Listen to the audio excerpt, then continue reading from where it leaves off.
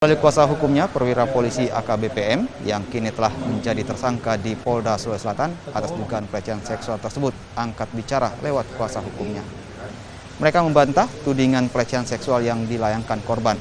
Selain membantah, tersangka juga mengancam akan melaporkan balik pelapor yang merupakan korban berusia 13 tahun bersama keluarganya dengan sangkaan perdagangan manusia, pemerasan dan pencemaran nama baik serta pemberian keterangan palsu.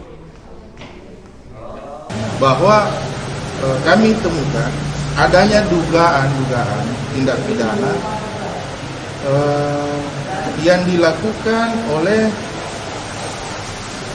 salah satu atau ada beberapa orang keluarga korban, keluarga pelapor, yang dimana dugaan yang kami maksud dalam hal ini adalah pemerasan, menempatkan keterangan palsu,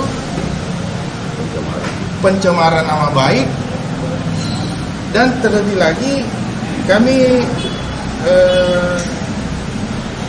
sangat khawatir apabila ini memang unsur dugaan traffickingnya itu sangat jelas.